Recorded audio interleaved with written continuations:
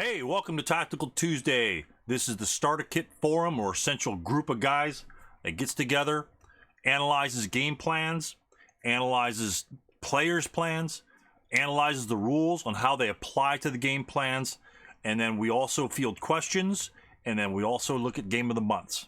Everyone plays game of the month. We go over all the games and we learn from each other.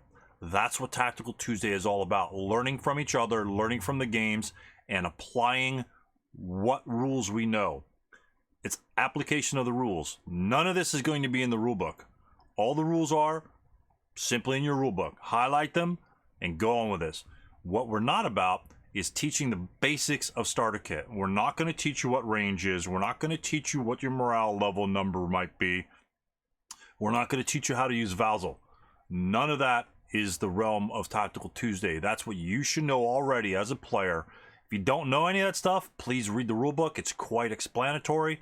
Tactical Tuesday is for even beginner players that may or may not have played other people, but here to decipher and answer questions they might have about the rulebook, about what they've read.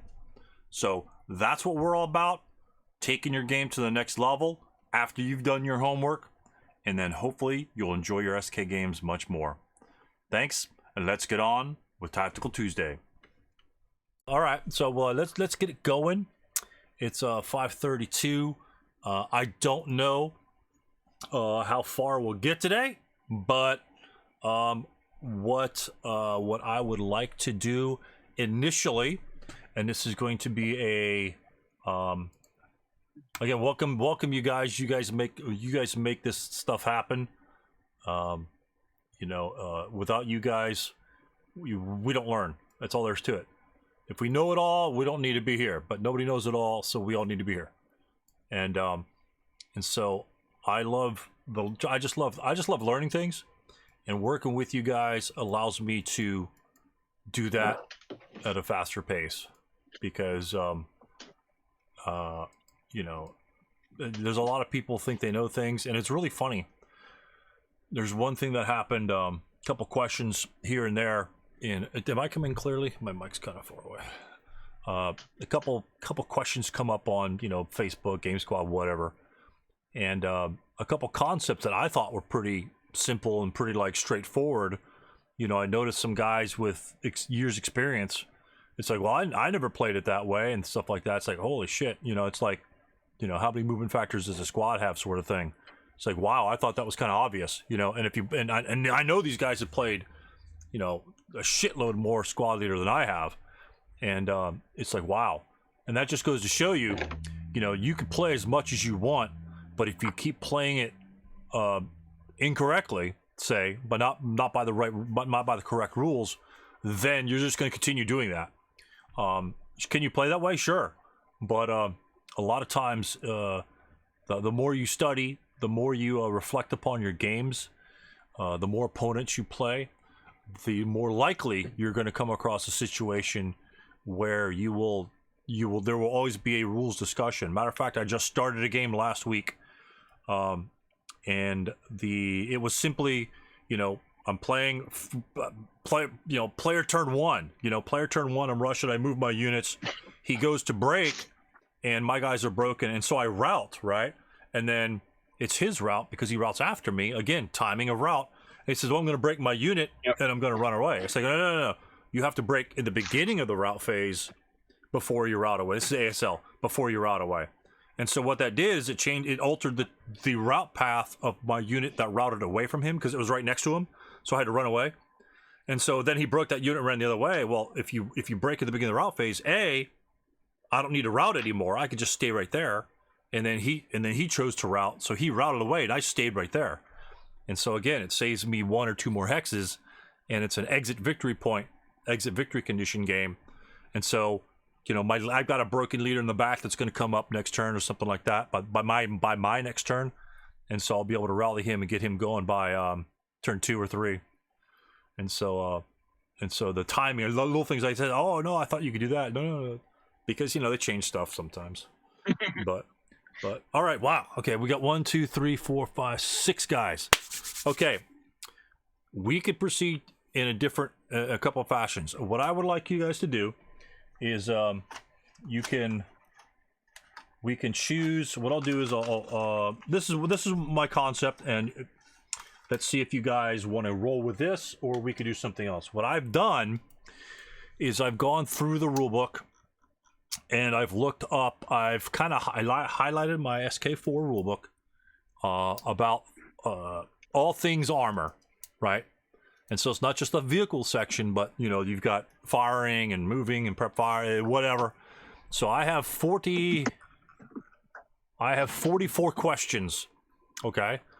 I don't think it would be wonderful to go through them all directly. I have it on a Google Docs file if you guys want to take a look at it and do like a self quiz. That'd be cool. Then you guys can by all means do that. But what I would like to do is just to get a flavor of it. Let me get a piece of paper here. Well, oh shit, I got a whole bunch of notes on that. What I would like to do, and it won't take a whole ton of time. Let me just use the sheet here. Is we could take let's go. What I would like to do is have you guys choose, say, like maybe 2 random numbers between 1 and 44, and then you could choose those however you wish. And then what I could do is I could just say, you say number 5, and then boom, I'll read question number 5, and then we can all answer the question. And so there'll be like 10 or 15 questions or something like that. I think it'll go pretty quick, probably like maybe a half hour or so. And what it will do is, the idea behind my list of questions is this is sort of, some of them are not necessarily tricky, some of them are straightforward, some of them you have to think about, other ones are just like, okay, whatever. But pretty much I would like to hope that it summarizes just all what you kind of need to know about some armor, just as like a quiz tool right in the beginning, to get our minds flowing about armor and the application, because there's a lot of stuff that armor does in the game that really changes it up in terms of just what we can do. So if you guys are willing to do that, if you want to go one at a time, just say, give me a number, and then what I'll do is I'll just write down the number, and then that way we don't obviously just duplicate the number. So again, I have 44 questions, and covering everything in the rulebook. And again, this is sort of like, everyone's read the rulebook, hopefully. Everyone's read the rulebook, and this is sort of things that you need to know as an armor leader, as an armor player. And some may not be directly associated with it, but you will need to know them anyway in terms of being a good armor leader. So with that, we'll start with Grimvin. If you want to choose a number between 1 and 44, that'd be great. Number 13. Number 13. Okay. I've got to subtract 7. Let's see, 1, 2. It starts on number 4. I don't know how to do that comment. So there would be 17. So number 17, I'll check mark it. Oh, okay. So this is slightly different. So this has to do against armor. So the question is, what must a 436 German conscript unit do before advancing into a hex with an enemy unit, with an enemy AFV? And I said specifically, what must he do? And anybody could say the answer. ATC. Yeah. He's going to test Patsy. Yeah. Okay. He has to, What's yeah, that? He adds 1 or subtracts 1, right? Because he's inexperienced. Right. The specifically is the thing. He must take a 1 pre-AFE task check. So it's very difficult for conscripts to jump into close combat with your enemy AFVs. And you say, Stu, that has nothing to do with armor. I say, yes, it does. Because what that it does is, knowing that he's a conscript unit and knowing that he needs a 5 means that you can land yourself adjacent or in the vicinity of conscript or green units that don't have leaders with them, and you're not going to be quite as vulnerable to close combat attacks versus those units. So that's the concept behind that question there, is recognizing the types of infantry units around you, and the danger they present to your vehicle. And vehicles are quite fragile in close combat. Quite fragile, gentlemen. All right, let's go with John. Give me a number, John. 10. 10. So 13, 11, 10. When do you address a shocked unit to change its status? And if you don't understand the question, I could try to Rally phase. Rally phase. Very good. The end of a rally phase. So if you're in the middle of a turn and you have a shocked counter on you, you're pretty much done, right? You can't fire, you can't interdict because you can't fire. And so that's the big part. This interdiction comes into play. If you're shocked, you're considered a non-mobile unit. Plus, I believe, correct me if I'm wrong, if someone engages you in close combat, you're considered not to have functional machine guns. So what does that do in close combat with an AFE? Another -1 right. another -1 to their modifiers. To their modifiers, right. So if you're shocked, it's pretty much like a broken tank, but it could take multiple turns to come free. Right, that's a good one. All right, next one. Let's go with Mark D. All right. Hold on a second. Oh, I had it up. Oh, wow. And if you guys have questions, we're going to answer some of your questions too after this. It's just like a little primer. Right, a number between 1 and 44, Mark. Yep. Yeah, I know. 42. Hey. 42. Yeah, 44, 43. Okay. All right. This is a good one. Okay. This is what I'm sure all of you have questions to. Describe the differences between a vehicle that is in motion, moving, stopped, non-stopped, as defined by the rule book. So this is a huge part of armor. Do we have an evening? Yeah, we have it. This is huge. So yeah. When does motion come into play? The easiest way to do it is when does motion come into play? Okay. Motion comes into play when you have used up all of the movement points on the currently moving AFV, and you decide to keep it in motion at that point. At which point you put a motion counter on it, and it is considered in motion through the prep fire phase to the beginning of the prep fire phase, to the beginning of the movement, to your next movement phase. Right. So essentially motion, when you talk about motion status, that will never typically apply in the movement phase. Does that make any sense to you? The motion counter goes on the vehicle at the end of its movement phase. So it gets to take shots, right? So I'm moving. Okay, I'm going to remain in motion or whatever. And then the guys keep firing at it or what have you. And then you put the motion counter on it. At that point, for your purposes, that motion status is essentially just +2 for moving and firing principles and things like that until the movement phase when you remove the motion marker. So the motion counter doesn't stay on it during the movement phase. So that's the easiest way to separate motion and the other statuses. Where moving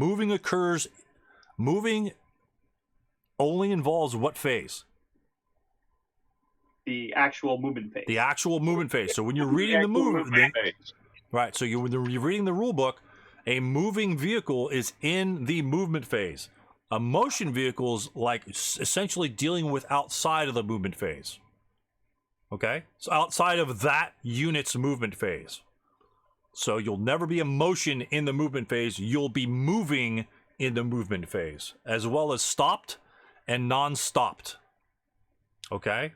So stopped is what? What's the difference between stopped and non-stopped? Specifically. You are stopped if you have expended a stop MP. Correct. And non-stopped? You are non-stopped as soon as you expend a start MP. Are you considered moving if you are non-stopped or stopped? You are still considered moving if you are stopped or unstopped. When? During the movement phase, if someone fires on you, you are still considered a moving target. if you have entered another hex. That is true, yes. So if you start, Yep. then you're not considered a moving target, so you don't get the +2 until you enter another hex. I could start, swivel my VCA around, drop smoke. I am still not a moving target, but I am applicable to be fired upon because I'm expending movement points. So keep that in mind, gentlemen. When you start your vehicle, you are not moving. You are just a start vehicle until you enter another hex in that movement phase. And at the end of that movement phase, if you wish to, if you can remain in motion, then that's where the motion counter gets placed on the unit, and its moving status essentially is through the rest of the turn and not the moving. So moving, stopped, non-stopped, pretty much apply only in the movement phase. I felt most. You can be stopped outside the movement phase, but typically that status changes during that time, you know, voluntarily. Let's say voluntarily. So we'll leave that as that.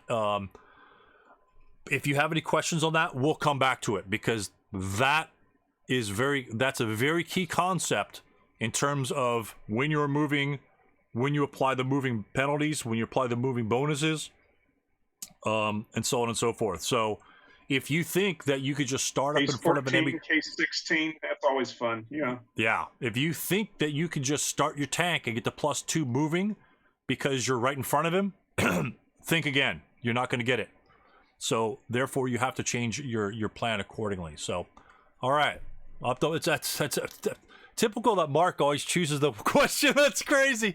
All right, let's go with Paul. Paul, pick a number 1 to 44. 23. 23.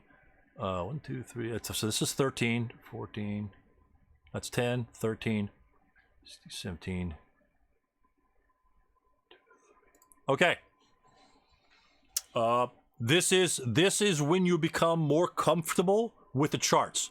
At a range of 6 hexes, what is the base to hit number using area target type, vehicle target type, and infantry target type? So let's go with area target type. The base to hit number at 6 hexes.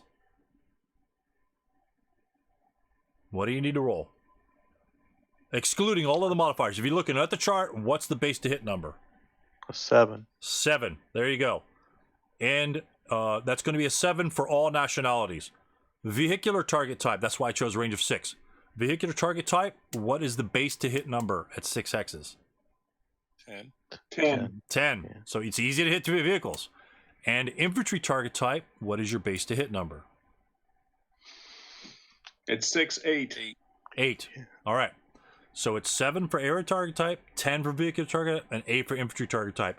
Just straight off the top of your head, you guys will get those down just like that. And then the other numbers will come. They differ between nationalities, but everyone's the same within 6 hexes. So that's why I kept it within 6 hexes. So that's just a basic number rote memorization sort of thing. All right. Next one, Steve B. Give me a number. Do 30. 30. So this is 44.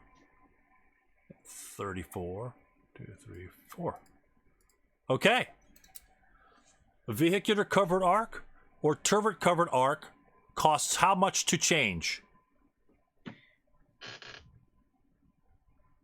I'm sorry, Stu, could you repeat the question? Your VCA, which is a vehicle covered arc, or your turret covered arc, how much does it cost to change either one of those? It's kind of a... What sort of turret do you have? It's a trick question. It's kind of a trick question. The turrets don't matter. Cost and movement factors, or cost and movement VRM? factor, movement points. Cost and movement points. Or movement points, yeah. So Right. it's normally 1 to change your vehicle covered arc, and maybe 2 if you're in woods. I don't know if is there a penalty if you're digging in woods? Okay. So Tony's on top of that. So you're moving your vehicle, right? You're moving your vehicle, Yeah. and then you're in open ground, and then you turn your VCA. How much does that cost? Normally 1. Okay, so One per hex fine. if you're moving your vehicle and you enter open ground hex and you move your TCA, how much does that cost? It doesn't. Nothing. Nothing. Turret covered arcs There don't you go. cost more points. There you go. There you go. That's what I wanted to pick up on that. A lot of guys think that you have to expend movement points to, but now, if you are like in woods or building or well, there's other terrain that's not in SK, then it doubles that cost. So if you're in a woods hex, or building, let's say your SP gun pops into the building and does all of his good stuff, and then he wants to turn, it will cost double. So it's 2 movement points instead of just the 1. A little obscure, but I just wanted to essentially just let you know that even with that little change, it's 3 values: 0, 1, or 2, depending on your terrain and type of movement that you have. Okay, so it's a multifaceted thing, and I've got rule sections for all these questions. I'll try to drag this into the thing, and I've got the rule section that the rules is actually listed in, so you don't have to go digging through the shit. I've done that for you. All right. Have you hung this somewhere yet, Stu? Have you hung this somewhere? I will get this uploaded at the end of this thing. Okay, cool. And that way you could run through the other questions. Tony F, give me a number, baby. 26. We done that one yet? 26. You're right in the middle. So 26 would be 30. Here we go. What fire counter? So like prep fire, first fire, all the what fire counter do you mark a gun or a main armament? Now, what's the difference between a gun or a main armament? Main armament's on a vehicle. Right, main armament's on a vehicle. 5/8 counter, yeah, and a gun is on a 5/8 counter. So pretty much they use the same to-hit principles. But it doesn't have a rate of fire box.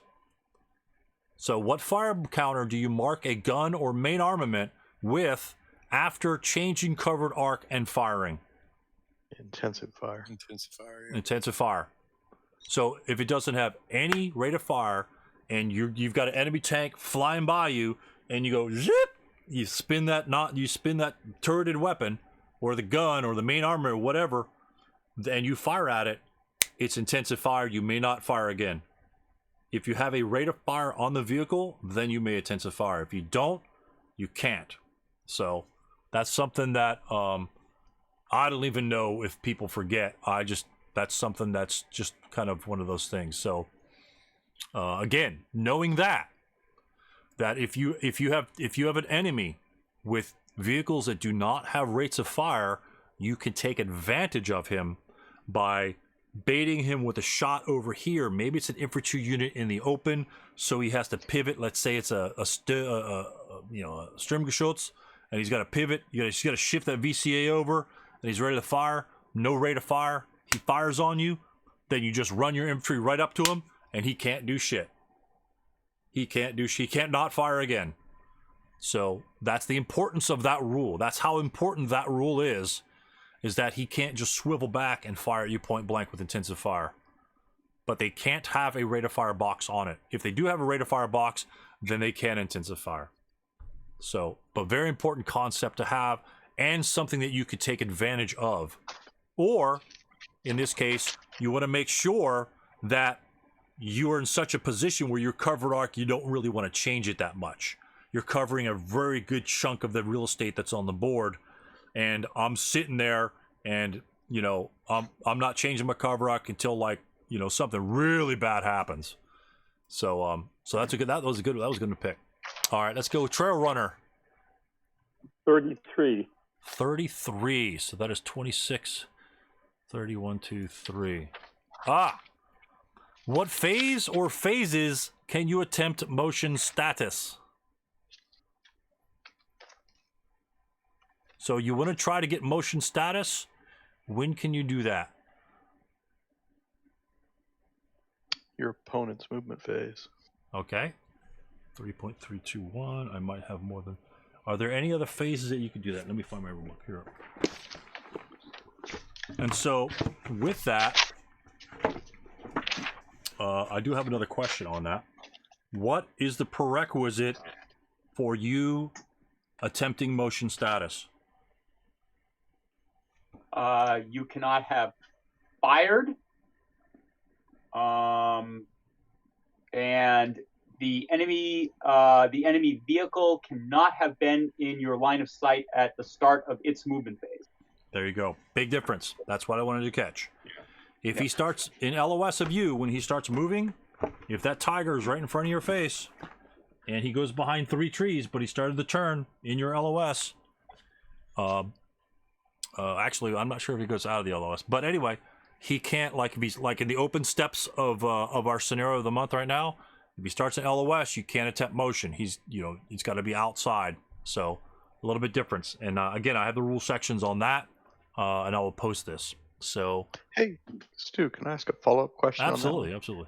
So when you're counting those movement points, do you count just from the last time it's, say that unit's moving in and out of your line of sight. It started out of your line of sight, but it takes a path that goes in and out of your line of sight. Do you count the sum total of all the movement points that were spent in your line of sight, or just the total that were spent in your line of sight since the last time he's been out of your line of sight? I'm pretty sure it's since the last time, because if he's dipping in and out of behind woods or buildings, you don't know if he's going to stop behind that or what have you. So it's got to. I'm pretty sure it's continuous. I'm not sure that it states continuous while in LOS of the AFV making the stamp. So while in the LOS. So as he exits the LOS, he's not in your LOS anymore. So he exits that. But it doesn't seem to clarify that directly. I usually go for how much he's expended it right then and there. That way he can. It's on the onus of the defender of when to pick and choose. Now, if he could just accumulate it right in terms of balance, if you just wait until he dips in and out, in and out, in and out, in and out, right? Let's say he does that 5 times. Well, okay, now I just roll a 5. So it allows the defender to make a more difficult choice. Okay, is he going to continue charging me at that point, or is he going to essentially make it around me? I thought I'd read in an article somewhere that you can kind of do it that way. In other words, that you don't even have to make that decision while he's moving. You can kind of wait until the end, or wait and see if another unit spends more movement points. And then if nobody does, go back to that guy and say, oh, well, that guy spent movement points in my line of sight. I can roll for motion, even if it's well after he's done moving. But I might be misremembering. Right. Let's see. Let me see that. That in an article. 3.3. That's 3.321.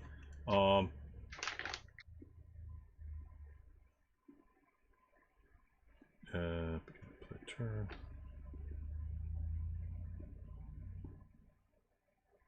Right, I think you're correct, because it says you make the wall once per enemy movement phase. But then again, you have to track about, well, how much did this guy do, how much did that guy do? It doesn't really state it in that rule section. Oh, no.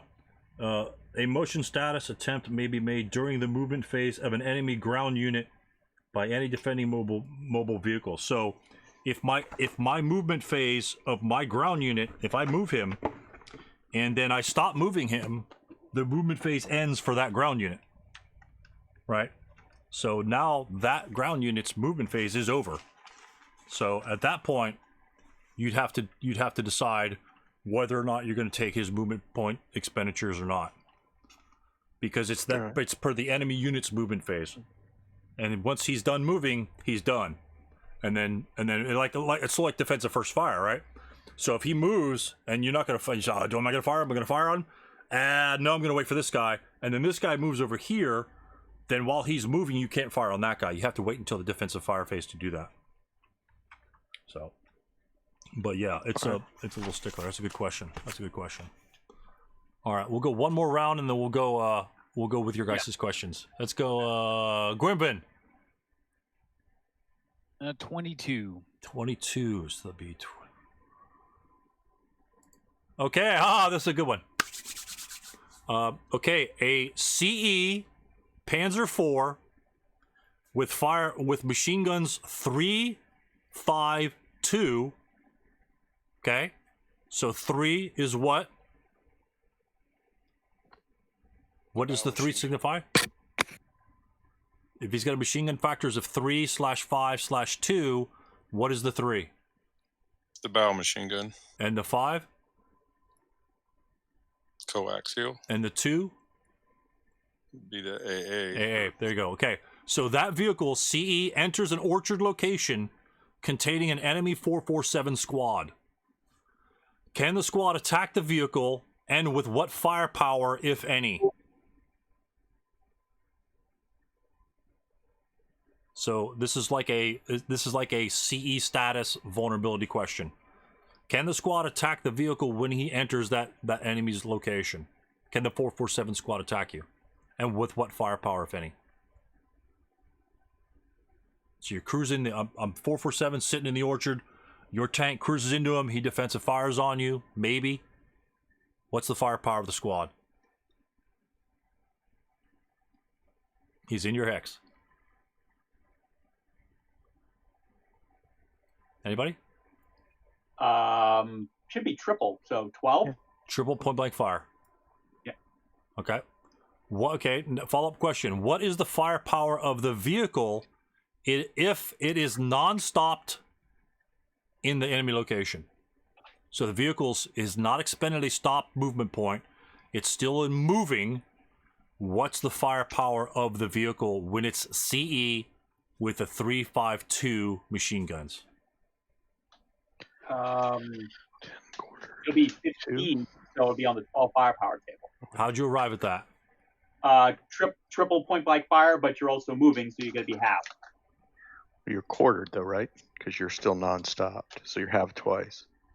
Halved once for Oh yeah, you're right. Yeah. movement phase, and halved once for non-stop. Right. Yeah. Yep. So you'd be quartered. So you'd be 30 quarters. So you'd be on the 6. On a 6 chart. And the next follow-up was a non-stopped or stopped vehicle. So you'd be 6 if you're non-stopped, or 12 if you happen to stop your vehicle, fire, and then of course you can start up and continue to move. Yep. So that's just an attack problem in terms of whether you're stopped or non-stopped.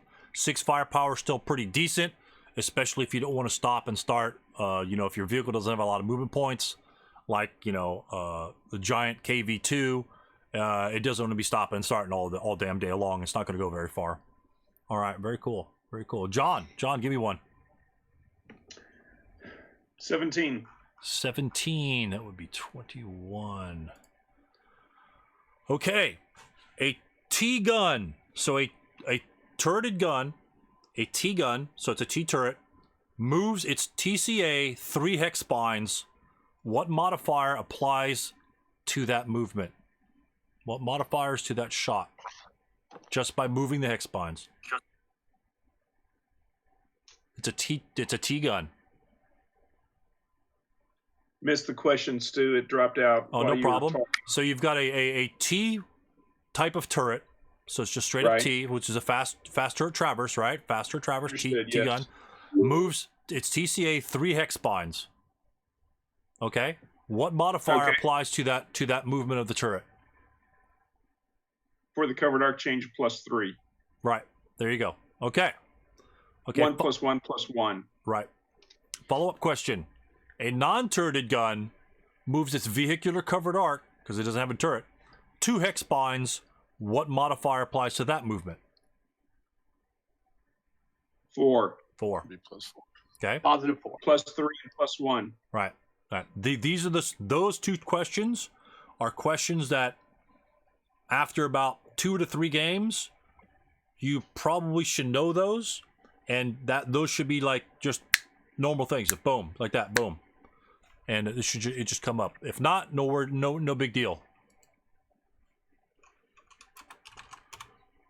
And so those are good things. Those are good things to know. That way, because that way you after you start reading through the hit modifiers after a couple times, you'll start getting them down. You'll get them down. And so that's the whole purpose of this game of the month, is to essentially just stare at that to hit chart with fire and target based modifiers all game long. Yep. And so that way it becomes normal, instead of like one guy has a tank and the other guy has nothing. So whatever.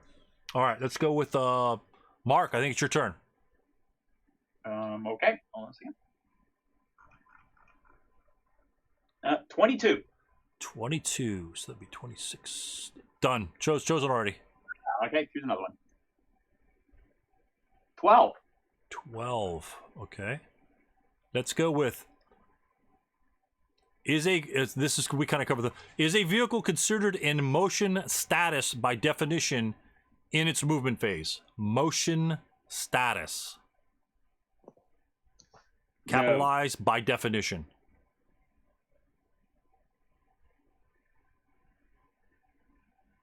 It's not in motion status until it's the end of its movement phase. Right. It's considered moving, but that's when the status marker comes off of it, because you're going to, when you start moving that vehicle, when you start moving that unit, the motion status comes off, and now it's just a moving vehicle. So that's kind of the reason why I put that question in there, is to not associate the motion status with the movement phase. That's when it comes on, and that's when it comes off. Okay, but it doesn't occur during that unit's movement. You don't have the motion status on. That's sort of like a repetitive question on that one there. Yep. So let's go, Paul. 7. 7. Okay. What is the name of the rule that forces units and weapons in the same hex that want to fire on the same unit? What's the name of that rule? Mandatory fire group. There you go. Mandatory fire group? Mandatory fire group. That's right. So if you guys want to fire on the same target, you can't split up your fire. So, and what the reason why that I put that one in there in terms of armor, say, Stu, you're losing your gourd. If the vehicle has 2 to 3 machine guns and you want to fire at the same target, you can't fire your bow and then follow up with the coaxial in the same location on the same movement point / factor expenditure. Now, if he moves into a hex that costs 2 movement factors or 2 movement points, you may fire the first one at the first movement point and then the second one on the second movement point or movement factor, because those are two different ones. Because you won't get a secondary shot. Like if you had a rate of fire, you could do stuff like that. But typically, if you're firing infantry in the open like that, you can't do a 3 and then follow it up with a 5 if it's a 3-5 with a you have to combine them. So, and then all right, next one will be is it Paul or Phil? Where are we on, Phil or Paul? I think Phil jumped in. Let's go, Phil. Just pick a number. Yeah, 8? pick a number. 8, absolutely. 1, it'd be 12. Okay, good. When another redundancy. When is a vehicle considered to be a moving target?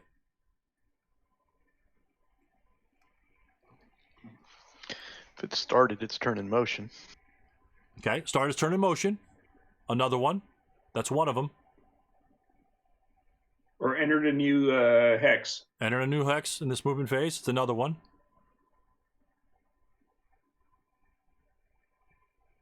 And any other phase that it has a motion counter on it, sort of to extrapolate on Tony's. Okay. So just that sort of thing. So that's a moving target. So again, a lot of moving, motion, things like that. I put a couple of them in there. They're very important. A lot of these are just definitions. But some of them actually will say. Okay, next one. Let's go with Steve B. Let's hear question number 5. Question number 5. So it's 1, 2, 3, 4, 5. When is a gun not considered emplaced, if applicable, or are all guns? Or is there any time when a gun's not emplaced? And when would that be? If it's set up on a paved road. Okay. And if it's been moved via manhandling, correct? There you go. Perfect. Why does that matter for armor? Because Don't have to do with the plus two hit DRM. Right. That plus when we drive into the hex and we want to attack it with our machine guns or what have you, it doesn't get the modifiers for the +2 for the placement. So if it's in the middle of a paved road, well, the gun shield's a little different. The AT is a gun shield. If you come outside a covered arc, it won't have that gun shield. Therefore, it won't have the +2 modifier and bonus. So that's one thing you could think about. Again, when you have your armor or firing at a gun which is not emplaced. So, all right. Next one, let's go, Tony. Was it my? Do we skip Steve? But anyways, can I ask a quick follow-up question on that one? I think that's Steve's. What if you? Yeah, go ahead. Was that Steve's? Okay, I'm sorry. What happens if you fail your attempt to move the gun? Well, then you so have you want to. Right. Do you lose emplacement? No, 'Cause you don't absolutely leave not, your hat. because you haven't actually moved the gun.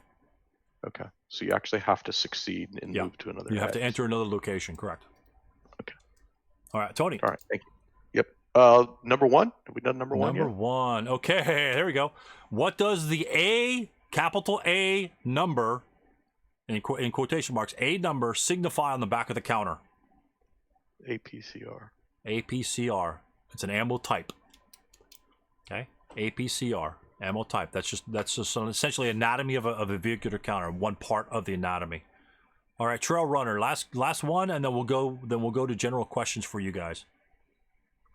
34. 34. So 30 would be that.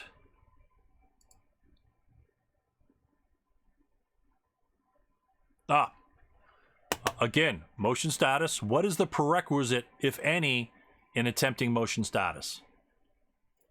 Actually, let me pick another one. We're kind of vomiting up motion status here. Let's go. Choose another one. We'll choose another one, Schroeder. 11. Oh, 11. There, that's a good one. 10, 11. Good one. This is much better. If a CE vehicle, so your vehicle's is crew exposed, if it fails an infantry fire table induced morale check, what is the consequence? If the CE vehicle fails an infantry fire table induced morale check, what is the consequence? It's stunned. Unless it rolled a 12. Okay. So it's stunned. What do you guys? Is there more than one type of stun? Yeah, it's lowercase stunned unless it rolled a 12, in which case it's capital stunned. Right. And what's the difference between the two, Tony? If it's a lowercase at the end of the turn, I think it flips over and becomes a +1 marker. If it's a capital stunned, it flips over at the end of the turn, becomes +1, but the vehicle is recalled. Recalled. Okay. Got big difference. Big difference. One-man turrets, gentlemen. One-man turrets.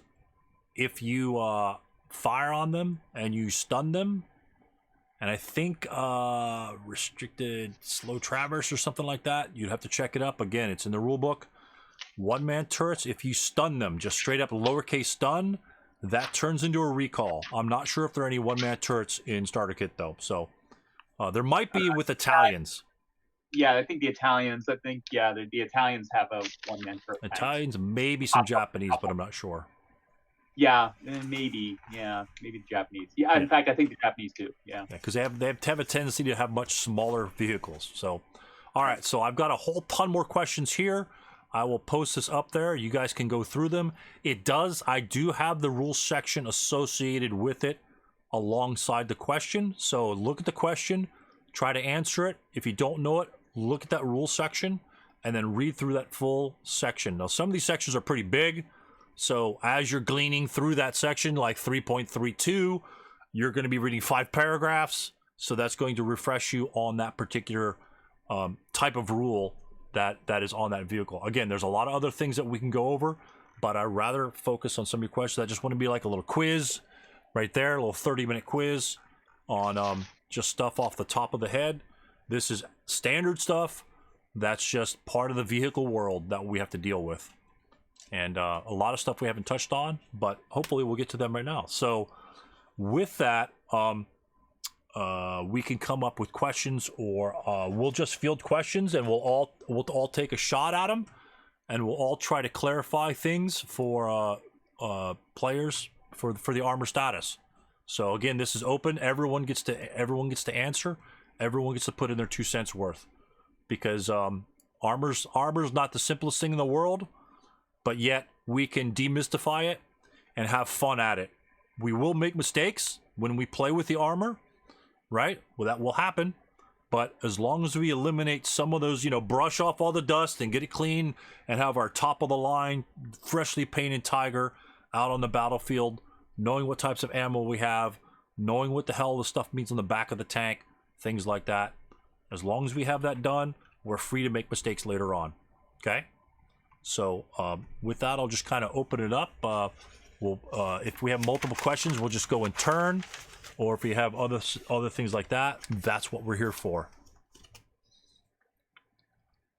So does anyone have any questions straight off the top? John, do you have any questions that might be egging on you, or somebody else? Yeah, I've got one if you don't mind. Absolutely. This is as I was prepping for tonight's session, a couple of strange things. Some of them I've answered, some of them I haven't. This one is one I haven't. And it's basically, can you change the VCA or TCA during defensive fire phase without firing or without a motion status attempt? What do you guys think? You can move I think it. based on what I've heard this evening, I think I know what the answer is. I I want to hear. What do you think it is, John? First of all, what do you think it is, John? What do you think the answer is? Can you do that? I think it's no to both. I think he's got to be taking a shot to change his VCA or TCA, and if he's not taking a shot, he needs to be doing a successful motion status attempt to do that. Okay, look at the map. Everyone look at the map, please. The Valzel map. Yep. So this is where you've got, okay, got it. Yeah, if you want to sync up. Okay, well, John Sherman is the marches Tiger. west. John is going to be the Tiger tank, right? So this is the situation we're looking at. He's got two vehicles approaching him on this side. John just broke like 3 squads over. No, he didn't just break 3 squads. He has 3 squads over here that he's like looking at because of his last turn movement. Right. The enemy moves his tanks behind him. Now, John has not fired yet. Okay? John has not fired his vehicle. He can, in the defensive fire phase. Now, you can do 2 things. You can either change your turret covered arc or vehicle covered arc. It's up to you. But you can change your vehicular covered arc and not fire in the defensive fire phase, or you can turn it and then also fire in the defensive fire phase. Okay, so you have your choice. If you're fired, if you have first fired him, right? Say you fired all these guys over here because they moved, right? And these guys came up on you. Well, then you can't motion because you fired, right? Like Mark mentioned earlier. But you can, what you could do is let's say you fired your main armament down here and 2 of your machine guns and you're not AA. You're AA, let's see your C, you're buttoned up. Let's say you fired your main armament and your coaxial machine gun down here. Okay. Can you still rotate and to defend against these guys? Yes, you may swivel and fire your bow machine gun on them, even though it won't have an effect. You can in that instance you can attack them with your bow machine gun and essentially move your facing towards him. Now, of course, once you've exhausted all your firepower, then if he moves other tanks to his other flanks, you're probably going to be screwed unless you intensive fire and things like that. So yes, if you're not first fired, you may, at the end of any fire phase, which you are eligible to fire, whether it be prep fire phase, whether it be advanced fire phase, whether it be defensive fire phase, at the end of any fire phase which you are eligible to fire, you may freely change your turret or vehicular covered arc to any direction and not fire. So you can swivel it around like that. And then prep fire comes along. I mean, there'd be reasons why you maybe wouldn't want to fire. Maybe your breakdown's pretty high. Maybe it's like 11, something like that. And if it's especially like if it's a non-turreted weapon and they're moving, more than likely you're not going to hit. And if it's got a high breakdown, that might pose other choices that you need to make. But at least you'll be ready for him in the prep fire phase, in your prep fire phase. So, or in the defensive fire. Well, defensive fire phase, you're still going to get the penalties because that's when you're going to be swiveling. So if these 4 tanks showed up in the original orientation, where you've got the Tiger facing towards the 3 squads down there at V1, right? Now, obviously the Russians are licking their chops because they've got a rear aspect hit on the Tiger. Okay. But as soon as these guys break cover, he can basically pivot and show his frontal armor towards these guys or a different aspect of his vehicle. Yeah, what can we do to fully protect ourselves from these 75s?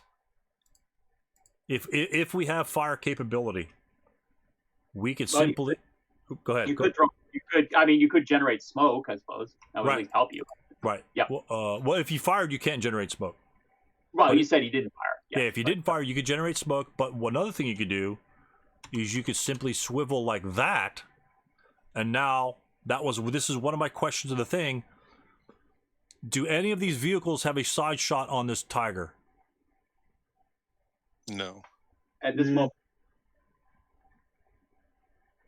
Right. So even though we're down the hex spine here, and down the hex spine here is the target facing that is least favorable to the attacker.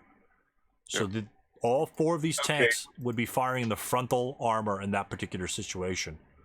So if you were the attacker, you'd want to make sure at least one of your tanks is something like this to make sure that when he does that free movement change, somebody's going to get a decent shot on that, or a better shot, let's say, for instance.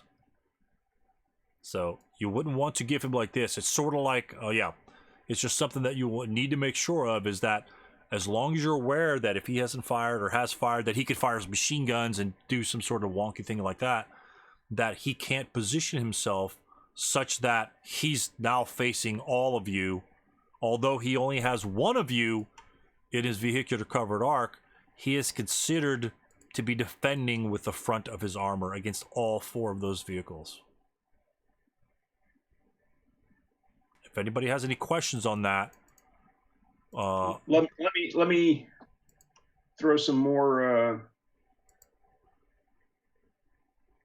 variations on it now. Okay, the 2 guys in and you can move them around. X8 and Whiskey 8. They show up. He's facing the 3 squads, and they show up and say, "Okay, bounding first fire." So when in that scenario, if you have a Sherman about ready to fire in the side of a Tiger, does the Tiger owner get a chance to pivot his vehicle, or does he? I believe in SK, and feel free to correct me. I believe in SK, you can swivel and fire as defensive first fire. And there's no timing effect. The defender, I believe, again, correct me if I'm wrong, the defender gets to be able to fire first regardless. In ASL, there's a different concept to think about, but in SK, I believe the defenders can simply pivot like we did before and just fire before you actually get your shot off. Does that sound clear to the people? Another Richardson tutorial discusses that, and it says that defensive first fire always comes before bounding first fire. Right. But if he just wanted to pivot the vehicle and not fire, what's the sequence of events in that scenario? I'm not sure. Mark or Tony or anybody else have an idea, concept on that? If he doesn't fire, does he have to fire to be able to pivot to react to him? Yes, that happens only at the end of the fire phase. At the if end you want of the to fire pivot phase. without firing a weapon, that happens at the end of that fire phase. Right. So, Well, yeah, in right, this case, yeah. And that wouldn't even occur here because this is the movement phase, right? Right. Right. So I think you would have to wait for your end of your defensive fire phase to pivot without firing. Right. But if you could do that, then if you fired a machine gun on him, John, say if you had your bow machine gun, you could pivot in reaction to his bounding fire and fire a machine gun on him. And that way it can bring your facing towards him. Even like, let's say you have a coaxial machine gun. Let's say your bow machine gun, or even if you're coaxial, which is part of your turret, you may still pivot your entire tank using the vehicular covered arc to do that. Mm-hmm. You don't have to just move your turret. You can move the whole tank. Of course, your penalties will be as if you were a non-turreted vehicle. But in this case, you don't care about the penalties. You just want to not get killed. Yeah, you're just trying to get the front armor towards the threat. Yeah. Right. Okay. And now, considering Okay, this, if he's going to bound fire like that, again, knowing that these guys might be over here, you might consider pivoting like that. And, well, hopefully, in that case, you might want to try something like that. Of course, this might expose you to these guys later over here. You see what I'm saying?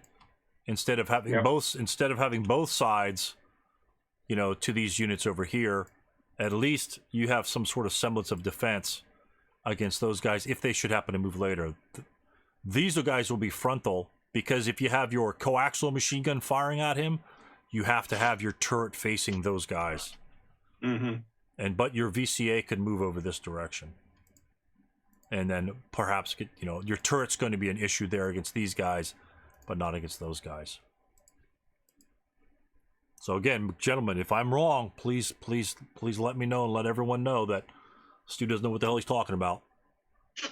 Because we're all here to learn. We all know a little bit something that the other person doesn't. Yeah. So feel free. But as long as, from my understanding, is that's what you can do. And just like Tony said, your free change without firing occurs at the end of a fire phase in which you can that you're still eligible to fire. Now, let's say he fired his 88 over here and got rate of fire. Could he still, at the end of the defensive fire phase, pivot this way? Let me ask you that. What do you think about that, John? If I fired my 88 and rolled like a 5 with a 1 on the rate of fire.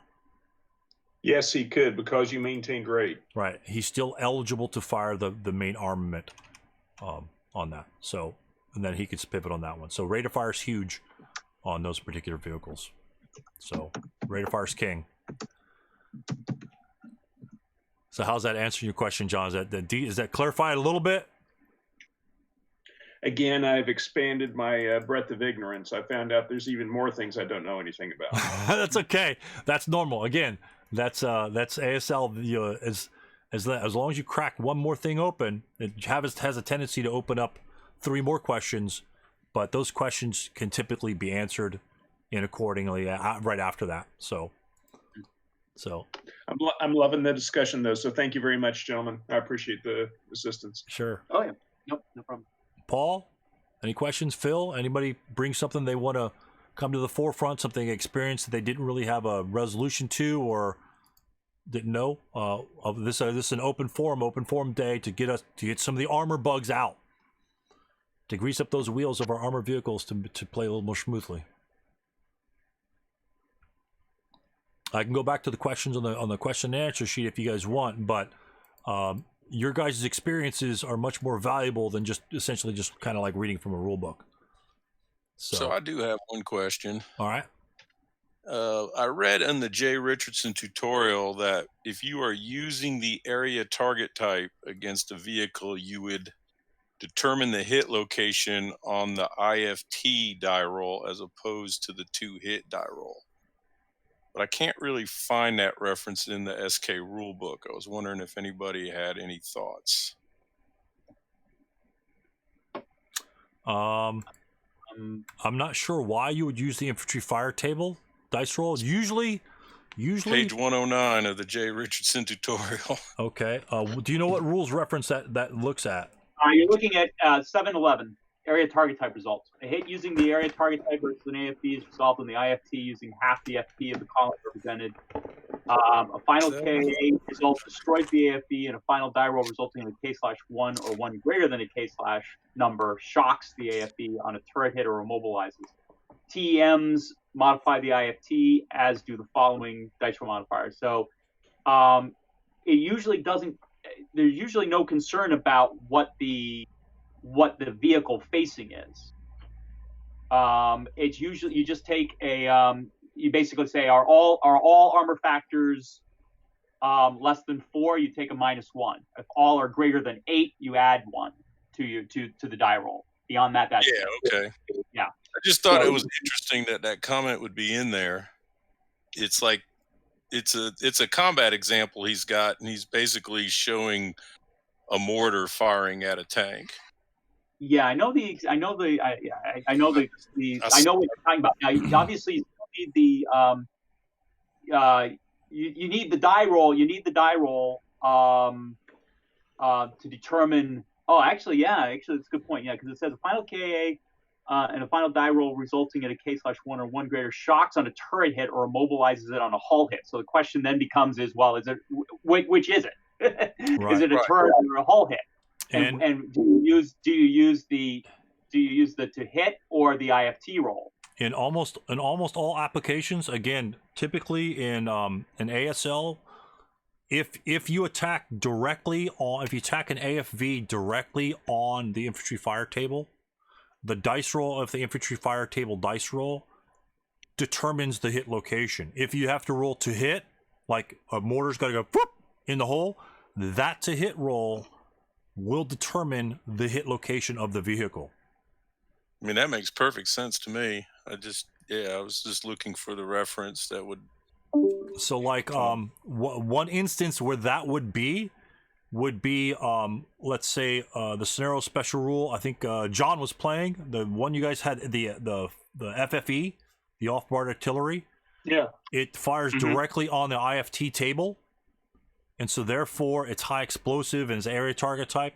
That you just roll. There's no hit. You just blow everything up. You roll in the IFT, and if your die roll is less than if your colored die is less than the white die, then it's going to be a turret hit. If it's reversed, if let's say you roll a 2 and a 1, then it will be a hull hit. And so that's where you will evaluate your hit chart on that particular unit. So I'm not sure if there are any weapons that do that in SK, because any ordnance weapon always requires it to hit dice roll, and usually almost always, I don't want to say always, almost always, I'm not sure that there is one, but almost always when you roll to hit, it also determines the hit location. Because that's one of my pet peeves, that like if you have a high rate of fire weapon, or like we have a Tiger or one of these Shermans, if it rolls rate of fire, what's going to happen, gentlemen? Unless it rolls a critical hit, what part of the tank will it hit? Always. If it it'll always hit the turret. It will always hit the turret. Yeah. It will always hit the turret, because you will always need a 1 for rate of fire, and the other die roll is either going to be a 1, which is going to be then a hull hit, but it's going to be a crit, and most of the time it doesn't really matter, or it's going to be a 2 or higher, therefore designating the location of the tank that you hit. So almost all rate of fires for very low rate of fire weapons will always hit the turret. You know, when you got 2 rate of fire, 3 rate of fire, you know, you're going to be going back and forth, you know, especially with a 50L on there with a 3 rate of fire. You know, half the time you're going to be hitting the turret, half the time you're not. So just one of those things. So that's something I will look at. Will you page what page on the what page on that one? I'll look that up later. Well, we started with section 711, so that page 28. Yeah. Page 28 of the Richardson tutorial. Oh no, that's the rule book. No, it's the rule book. 711 is in the rule book. Chapter 5, it's page 109 in the tutorial. Okay. Yeah. It's combat example number 5. How to kill a tiger revisited. Yeah. Oh, with the mortar. Yep.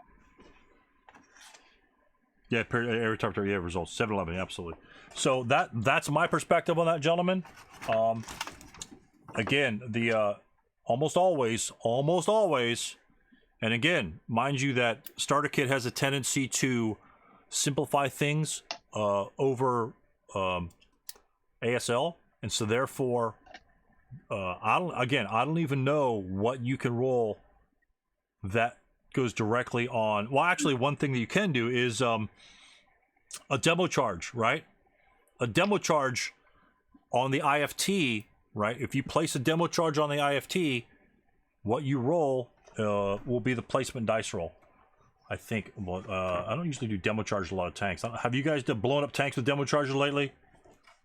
Not lately. There is a chart that talks about DC placement. Right. And if you roll less than or equal to an 8, you use the armor factor. 9 to 11, it's full strength attack against the CE crew only. And then greater or equal to 12, area attack. versus non-armored units. So Okay, so on something like that, you'll be firing probably directly on the IFT, and it will usually give you a modifier depending on your placement dice roll. I'm looking for the chart right now. I don't know exactly which chart it's on. Let's find that chart. Do you know the name of the chart? .pto AFE reference? No. it just says DC placement versus AFE DR. It's on the Neil Ewan charts, page 3 in that. It's also actually on any of the D charts? standards. Yeah, starter kit table, like starter kit 4 table. Yeah, starter kit 4 table. It's on that if you want to load that. Yeah. There's DC placement versus AFE die roll. Right. So I'm looking at the DC chart, AFE destruction table. It has the third column will have DC with a little 3 above it, and it says requires position dice roll. So that's when you do your position dice roll to get your different modifiers, and then when you resolve it, you resolve it on the IFT directly. There's no to hit. There's just a position die roll, and then that resolution will determine whether it's a hull or turret hit. Because if it equals the kill number /K/1 KIA or CC value, it will be an immobilized or what? Equal to the to kill value K or 1 KIA, it's an immobilization shock. If it's less than the to kill number K or 1 KIA, then it's straight up elimination for demo charge. But that column there, when it has the H and the T for the destruction column, that's based upon your IFT dice roll, because that will determine whether it's going to be whether you threw the demo charge on the tracks or got it on up near the turret. And I don't even see where it says the modifiers on the placement. I don't even think the placement's there. I'm looking on the starter kit add-on to Vassal right now, and I don't really see it on that same table. I know there's a dice roll to make that you place, and it will tell you. And usually they'll say -1 or like Mark was saying, you miss the tank and blows everything else up, sort of thing, if you roll really bad. So that's about the only application. But if you're rolling it to hit, straight up to hit with an ordnance weapon or mortar, in this case, on the example case, then the to hit dice roll will indicate whether you hit the turret or whether you hit the hull. So that's a good question. Yeah. No, actually, yeah. I'm actually still kind of rummaging through, Jay Richardson's page 109 here. It might be a mistake on his part. Yeah. I mean, the only example where you wouldn't actually have like a to hit number, and this obviously wouldn't happen in starter kit, but this would happen in ASL if you're dealing with OBA. Right. Because OBA obviously doesn't have a hit number. So at that point, you obviously have no to hit number, so you have to use the only roll you have, which is the IFT roll. Right. And the IFT roll then determines, whether you hit the turret or whether you hit the turret or whether you hit the hull. Right. But my assumption, my feeling would be that you have a to hit number, so you know where it went. Even if you're firing a mortar, whether it hit the hull, whether it hit the turret or whether it hit the hull, because from the to hit number, I would tend to use that number. Yeah, that makes perfect sense. Yeah. To resolve a location, and then you roll the IFT and you say, okay, this is my roll. I was on the turret with a K/1, so I force you to take a shot or not. I can't remember which one it is. Again, I hate to say, obviously Richardson is Richardson, but it's maybe an example. Maybe he just, I don't feel it's right. I just feel that I feel he might have just kind of complicated in the OBA rules or something like that. Right. Right. There's vehicles that can attack directly in the IFT, and might be referencing to those. Like any fast attack, particularly fast, like verbal wind style AA vehicles. Some of those vehicles have IFT built right onto the counter instead of having a to hit that they use, or some of them even have both, the option of firing one or the other. You mean infantry? I don't know. Oh. True Yeah, I don't statement. know if it's if it's a full ASL or just or if those have been put in, like if those particular counters are actually in starter kit, but it's possible that they could be put in at a later point too. So it could be like prepped for that. You mean like an infantry firepower equivalent? Yeah, there's ones that have it right on the counter. Like you can Right. fire either. It's like eight firepower. Like it's firepower column 8 right on the Right. vehicle counter itself Absolutely, as yeah, its firepower. Yeah. That exists in starter kit. Yeah, that firepower. Let's say just like in our last scenario that we did, the AA gun has 20 millimeters, or you could fire directly on the 6 firepower column.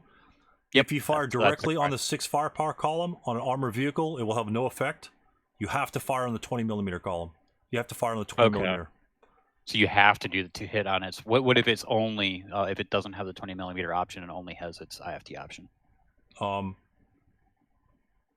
not. I'm Also, not following you there.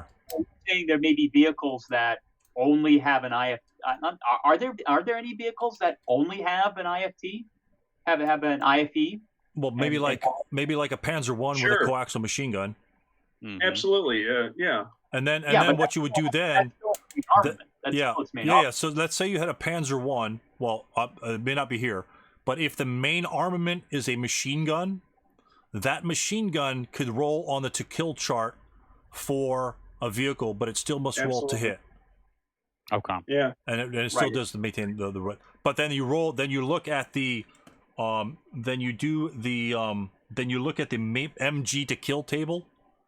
And then you look at on the AFV destruction. The AFV destruction table is actually a very, very informative table. I very much advise you guys to check out that table and look at it and try to decipher what it is, and then take an example. Like if you have a machine gun and you're going to fire on a low armor tank, look at the chart and then look how the resolution of that machine gun can damage or otherwise incapacitate that vehicle. That came up in one of my tournament games where if you roll equal to the kill number, something like that. I don't have the chart in front of me, but again, you don't have to memorize it because the chart's right there. MG, if you equal it to kill number, then it's an automatic stun. Right. As opposed to a shock. Right. Yeah, and supposed to have a shock or immobilize. You can't immobilize with MGs. So if you are firing like in the Japanese or one-man turret, something like that, if you fire your machine guns on one of those turrets, that when you suffer a stun, which would be a one-man turret or I think the restricted slow traverse, I think those are also damaged by it. If you stun those vehicles, they're not even CE. So if a one-man turret or the RST, I believe the RST, pulls up and you fire your LMG on him and you get a super low roll and you get a final to kill number equal to your machine gun, he's stunned and he's recalled. For all intents and purposes, you eliminated that vehicle. Tony, you going to tell him the story about how you killed my Panzer IIA with your light machine gun? That was a lucky shot, John. That was a lucky shot. It was your second lucky shot in the same damn movement phase because you kept rate of fire. Yeah, but I didn't kill him with the first shot, so it wasn't that lucky. It's just only modestly lucky. And it's one of those crappy Russian machine guns with breakdown 11, right? That was Dutch. It was a Dutch machine. Oh, Even Dutch worse, machine it was gun. Okay. Dutch. Oh, even better. Oh yeah, I know the scenario you're talking about. Yep. Oh, that's Yeah. funny. That's funny. Yeah, so machine guns, again, don't ignore your machine guns, especially if you have tanks with 0 armor or 1 armor factor or something like that. Hey, it's better than nothing. It's better than nothing because your infantry have 0 effect on armor. Your LMGs, even though it's low, still can have an effect. So make sure they're very weak anti-tank weapons, but guess what? They have rate of fire just like you experienced, John. He can get lucky. He can miss on the first time and pop you on the second one, and you'll see that happening if you play enough of it. So that's very interesting. Yeah, that's a good question. Good question there. DC is about the only thing that I can think of in starter kit, or your OBA in certain of those special scenarios that has scenario special rules that apply damages to directly on the IFT. So that's a good question. That's a good question. That's a much more in-depth question. So.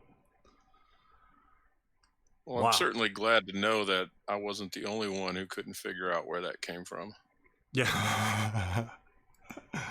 Oh, there's lots of gems in the rule book. Lots of gems in the little rule book. So, Mark, you got any questions? Paul, Phil, anybody else have got something on the top of their head they want to have clarified? So we're all here to do that. At the moment, no. I'm still working on that IFE question. That's kind of interesting, actually. Okay. Yeah. Say bog. So when are the instances where you need to roll for bog for your vehicle in starter kit? Through woods or building. Woods, jungle. Okay. What do you mean when you say woods jungle? Well, I mean woods if you're woods or jungle. Yeah. SK 1 through 3 adds woods, and SK 4 jungle. Yeah. When you enter it. When you either enter it or you change your vehicular covered arc. Change your vehicular covered arc. That will be forgotten. Yep. You guys will forget that one probably almost all the time. That's okay, I understand vehicles and their movement, and bog, especially on top of that, which is a little bit less applicable because a lot of people avoid that sort of terrain. So when it comes up, just stop, read your little bog section in your rule book, and that way, right in the middle of the game, just look up bog. It's right there, 8.4216586, and then just go for it, and then you say, oh, look, vehicular covered arc change as well.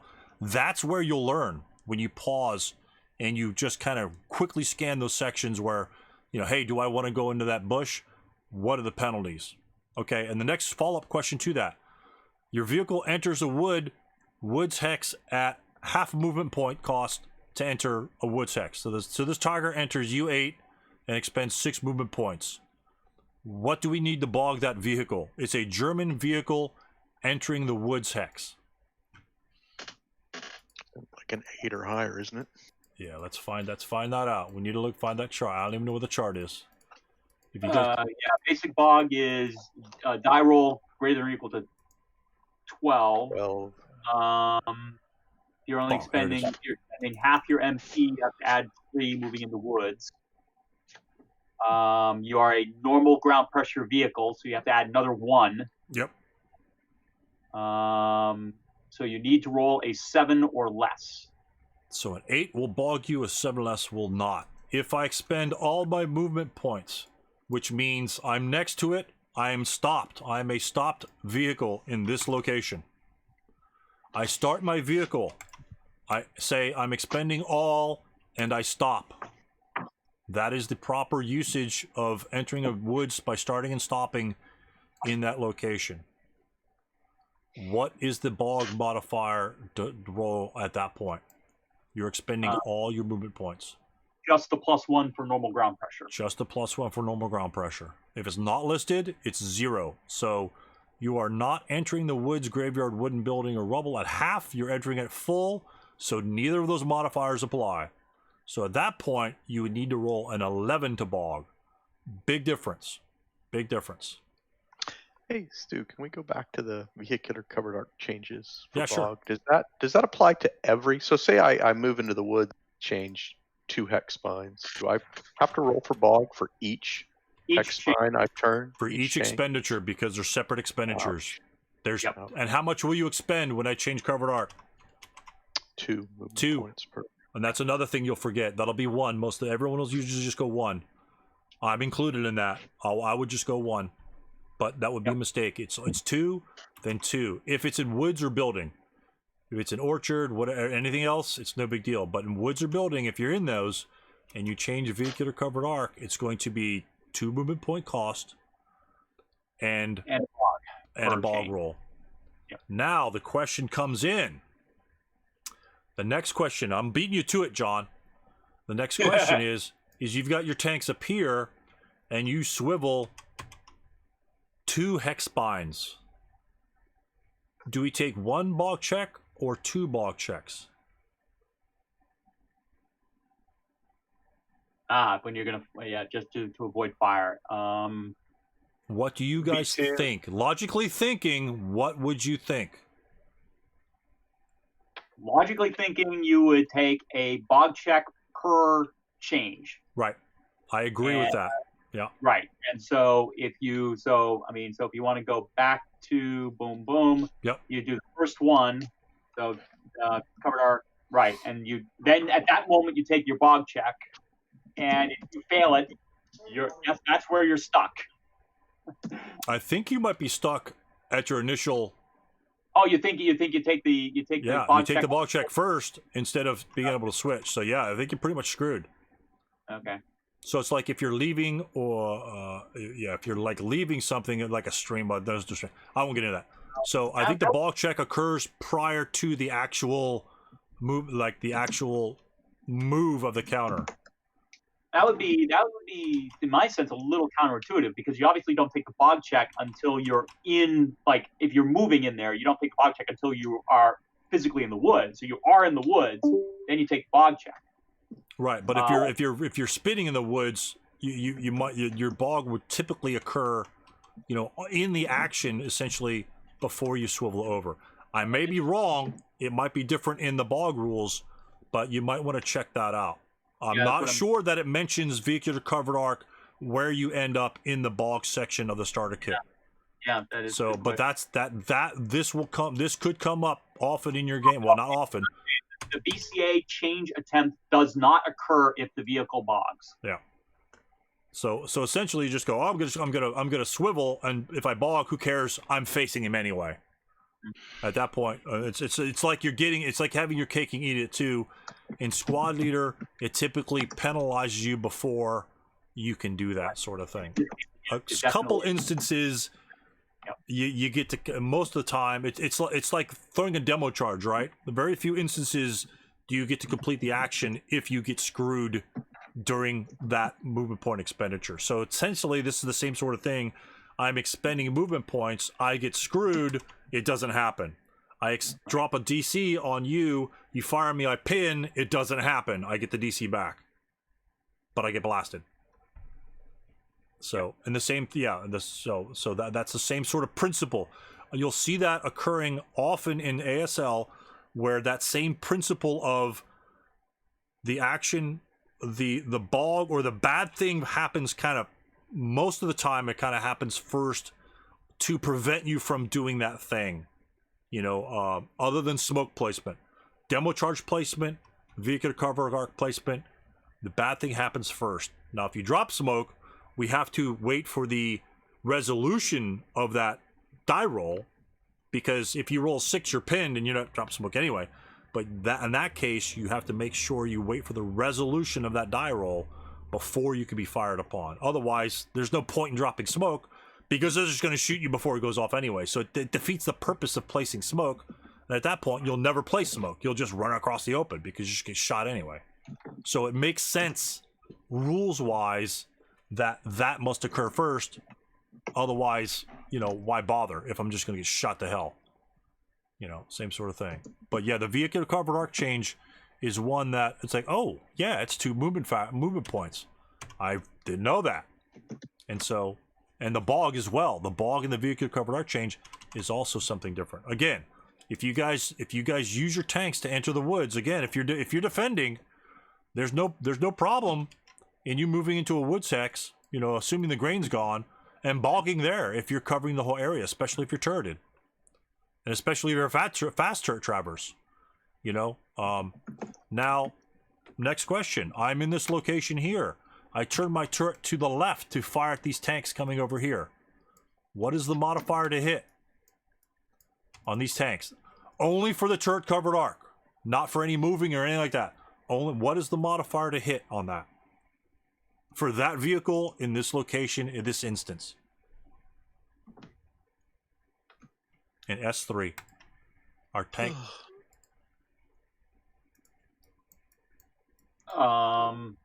You're in woods, so I think it's doubled there as well, so it's +2. Right. Oh no, you're a slow turret, so right. 4. So our slow turf traverse, which on the chart is a +2, which you guys will know after your 3rd or 4th game, right? And so it's +2, and then it's doubled because it's woods or building hex, and so you're going to be a +4. So it's going to be super hard to hit. Very similar to your AT guns, just like we had in the last scenario. When your AT guns are in woods and we swivel that SOB, over there to fire, what's the modifier for that movement in woods or building? +6. +6. You're not hitting shit. You're certainly not hitting infantry that are in cover. That's not going to happen. At that point, John, you'd want to wait for the infantry to get done moving, right? And then at the end of your defensive fire phase, you'd want to swivel your gun over there. Or technically you could defensive fire phase it, but just to get an acquisition on it, but you're going to have the +6, you're never going to hit it. But a lot of guys will just wait for that and then blast away at that point, especially if it's a high rate of fire weapon. You're probably going to get the -2, just like a mortar. You're going to get the -2 pretty quick. So the choice is yours to whether or not, because if you fire, remember, if you fire, you know, he might have a unit over here ready to move on you, because if you fire that way, then this guy moves, and then you have a rate of fire, you switch back, that's another +6. So sometimes you want to wait, and you're only gonna get, you know, you're only gonna lose the -1 acquisition. Who cares? The -1 isn't going to make or break you most of the time. You know, can you miss by 1? Yeah, absolutely. We do it all the time.